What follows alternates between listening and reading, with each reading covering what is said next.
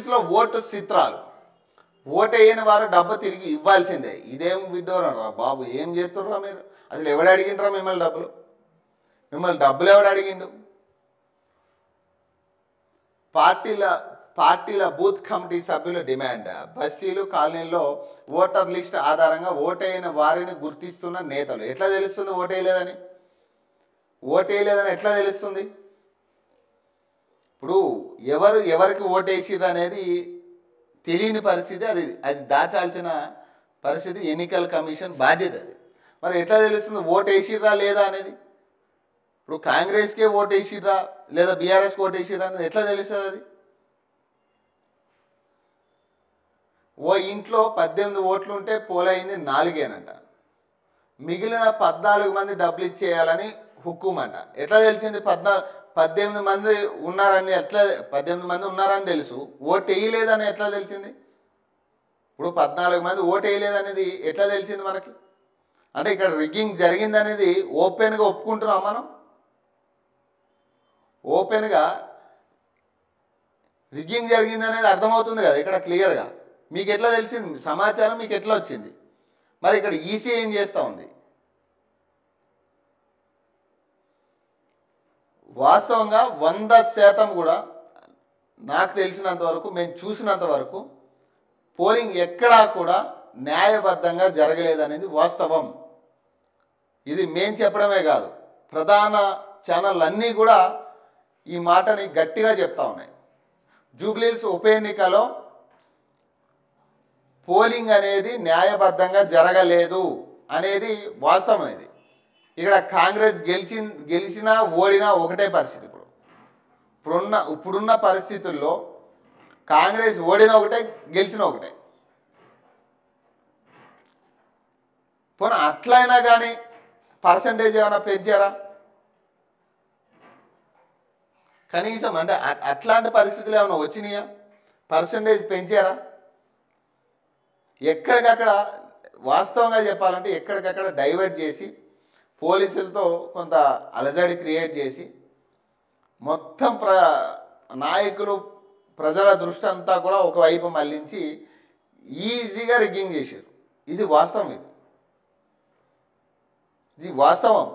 ఎక్కడికక్కడ అల్లర్లు క్రియేట్ చేసి ఇప్పుడు బీర్ల ఐలయ్యకి పోలింగ్ బూత్ దగ్గర స్లిప్పులు పంచాల్సిన అవసరమే లేదు. అది ఆయనకి తెలుసు. ఒక ఎమ్మెల్యేగా ఉన్న వ్యక్తి, ప్రభుత్వ విప్గా ఉన్న వ్యక్తి వెళ్ళకూడదన్న విషయం వాళ్ళకి తెలుసు. కానీ ఎందుకు వెళ్ళారు? అక్కడ వెళ్ళి కూర్చుంటే ఖచ్చితంగా అక్కడ ఎవరో ఒకరు డిస్కషన్ పెడతారు. సో అప్పుడు ఇది ఒక గందరగోళం వాతావరణం వెళ్తుంది, అందరూ దృష్టి డైవర్ట్ అవుతుంది. సో ఈజీగా ఇక్కడ రిగ్గింగ్ చేసే ఛాన్స్ ఉంటుంది. సో ఇది అన్ని చోట్ల జరిగింది. దాదాపు అన్ని పోలింగ్ బూతుల్లో కూడా గొడవలు జరిగిన పరిస్థితి. మరి ఎందుకు ఇంతకాలం ఎప్పుడూ లేని విధంగా పోలింగ్ బూతుల దగ్గర అధికారంలో ఉన్న నాయకులు ఎందుకు వెళ్తున్నారు? స్లిప్పులు పంచాల్సిన అవసరం ఏంటి? స్లిప్పులు పంచాల్సిన అవసరం ఏంటి? పోలింగ్ బూతుల దగ్గర మీకేం పని? ఏం పని మీకు? ఇప్పుడు మీరు ప్రచారం చేయడానికి రావడం సరే యాక్సెప్ట్ చేస్తాం. ఇప్పుడు నాన్ లోకల్స్ అందరూ కూడా మినిస్టర్లు, ఎమ్మెల్యేలు, ఆ పార్టీకి సంబంధించిన వాళ్ళు, ఈ పార్టీకి సంబంధించిన అన్ని పార్టీలకు సంబంధించిన వాళ్ళు నాన్ లోకల్స్ వచ్చారు, ప్రచారం చేసుకున్నారు, ఓకే. కానీ మీరు ఆల్రెడీ ప్రచారం ముగిసిన తర్వాత ఇక నాన్ లోకల్స్ ఎవరు ఉండొద్దు. అది కూడా ప్రోటోకాల్స్ ఉండవు మనకి. కానీ అది కూడా తొంగలో తొక్కి మరి ఎన్నికల కమిషన్ దీన్ని ఎందుకు పట్టించుకోలేదు అప్పటికే అర్థం కాని పరిస్థితి. ఇక్కడే మాకు డౌట్ వస్తూ ఉంది. ఎన్నికల కమిషన్ రియాక్ట్ అవ్వలే. అధికార పార్టీలకు సంబంధించిన విషయాలు దేని మీద కూడా వచ్చిన వీడియోల మీద కానీ దేని మీద ఇప్పటి వరకు ఈసీ రియాక్ట్ అవ్వలే. పోలీస్ వ్యవస్థ దాని మీద రియాక్ట్ అవ్వలే ఇప్పటి వరకు. మరి 150 నుంచి 200 డ్రోన్లు మేము పెట్టామన్న వాళ్ళు ఇప్పుడు సిపి సజ్జనార్ గారు అన్నారు, మేము అన్ని 200 డ్రోన్లు మేము డ్రోన్స్ పెట్టాం. కనీసం దాన్ని ఆధారంగా చేసుకునైనా ఇప్పటివరకు ఏమైనా పోలీస్ వ్యవస్థ రియాక్ట్ అవుతుందంటే రియాక్ట్ అవ్వడమే లేదు. 100% ఈ ఈ ఇక్కడ రిగ్గింగ్ జరిగింది, వాస్తవం. మహిళలే చాలామంది దొంగోట్లు వేసిన పరిస్థితి అన్ని చోట్ల కూడా. 6 నుంచి 7 గంటలు అప్పుడైతే ఇంకా బీభత్సంగా నడిచినట్టుగా సమాచారం వస్తూ ఉంది.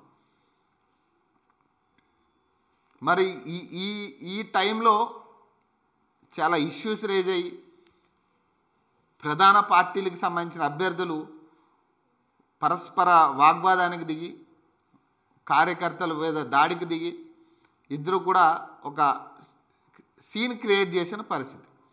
మరి ఈ టైంలో మొత్తం మీడియా దృష్టి అంతా కూడా ఆ ఇష్యూ మీద ఉంది. మరి ఇక్కడ ఓట్లు రిగ్గింగ్ జరిగాయా లేదా అనేది చూసే పరిస్థితి ఎవరికి లేదు.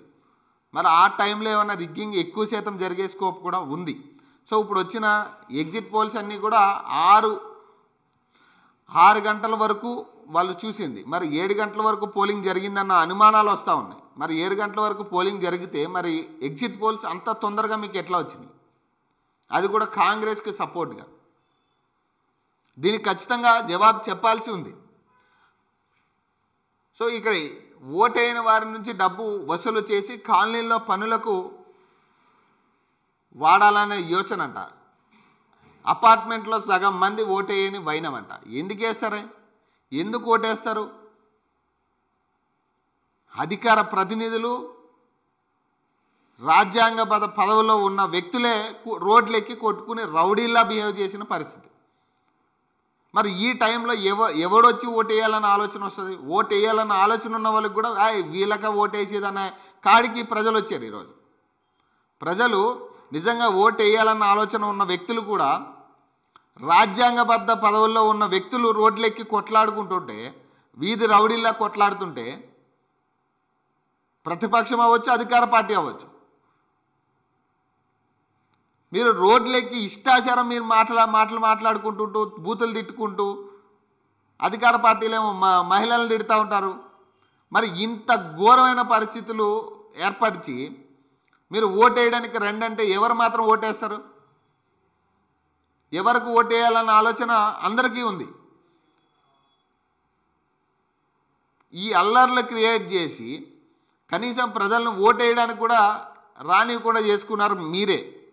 ఇది 2 పార్టీలకు వర్తిస్తుంది. ఈ పదం 2 పార్టీలకు వర్తిస్తుంది. 2 పార్టీలు చేసిన విధ్వంసం వల్లే ప్రజలు ఓటేయలేదు. అసలు మిమ్మల్ని డబ్బులు ఇవ్వమని ఎవడో చెప్పలే, చీరలు పంచమని ఎవడో చెప్పలే. చాలా చోట్ల వాషింగ్ మెషిన్లు ఇచ్చిరని చెప్తా ఉన్నారు ఓట్ల కోసం. మరి ఎవడు అడిగిండు మిమ్మల్ని అడిగిర్రా ఎవరైనా? ఇష్టాచారం డబ్బులు పంచిపెట్టి, పోలింగ్ బూతుల దగ్గర డబ్బులు పంచిపెట్టి, ఒక ఆయన లెక్క పెట్టి మరి పోలింగ్ బూతుల దగ్గర డబ్బులు ఇస్తూ ఉన్నాడు. కాంగ్రెస్ పార్టీకి సంబంధించి నేను చూశాను అది. మరి ఏం అవసరం అంతగానో మీరు అంత భయమా? ఒక ఉప ఎన్నిక కోసమే ఇంతగానం మీరు విధ్వంసం సృష్టించాలా? ప్రోటోకాల్ని తుంగలో తొక్కాలా? ఎమ్మెల్యేలు దర్జాగా రోడ్ల మీద సిగరెట్లు కాల్చుకుంటూ ఉంటారు, ఎమ్మెల్యేలు డబ్బులు పంచి పెడతా ఉంటారు. ఏం విడ్డూరం ఇది! ఎక్కడ ఏ ఎన్నికగా చూడలే ఇంత దరిద్రమైన ఆనవాయితీ, ఏ ఎన్నికల్లో చూడలే. ఎవరి ఇష్టాచారం వాళ్ళు. అసలు ఇక్కడ ఎలక్షన్ ప్రోటోకాల్ ఉందా లేదా, ఎలక్షన్ కోడ్ ఉందా లేదా కూడా అర్థం కాని పరిస్థితి ఉంది జనాలకి అట్లా ఉందా, మీడియా పరిస్థితి అట్లానే ఉంది. అసలు ప్రోటోకాల్ ఉందా లేదా, అసలు ఇక్కడ ఎలక్షన్ కోడ్ ఉందా లేదా, జూబ్లీహిల్స్ నియోజకవర్గంలో ఎన్నికలు జరుగుతున్నాయా లేదా అనే డౌట్ వచ్చింది అందరికీ కూడా. ఎవరి ఇష్టాచారం వాళ్ళు ప్రోటోకాల్ వెహికల్స్లో తిరుగుతారు. బట్టి విక్రమార్క ఆయన చివరి వరకు కూడా ఎప్పుడు జూబ్లీహిల్స్లో ప్రచారం చేసింది లేదు.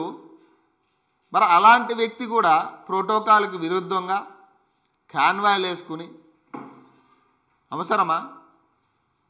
అంటే మీరు దగ్గరుండి ఇదంతా నడిపించినట్టుగా ఉంది. ఇక్కడ అనుమానం మొత్తం కూడా బట్టి విక్రమార్క మీదే ఉంది. జూబ్లీహిల్స్ నియోజకవర్గంలో రిగ్గింగ్ జరిగింది అన్నదానికి ఎక్కువ అనుమానాలు వస్తూ ఉన్నాయి ఈ దాఖలాలన్నీ చూస్తే. ఎవరు వస్తే వాళ్ళ మీద దాడులు చేయడం, ఇప్పుడు ఏ పార్టీ నెగ్గినా కానీ ఇక్కడ ఓడిపోయినట్టే, ఏ పార్టీ అయినా నెగ్గని ఓడిపోయినట్టే. ఇప్పుడున్న పరిస్థితుల్లో ఇప్పుడు జరిగిన ఎన్నికే కాదు, ఇది అసలు ఉప ఎన్నిక కాదు, ఇది అసలు ఎన్నికే కాదు.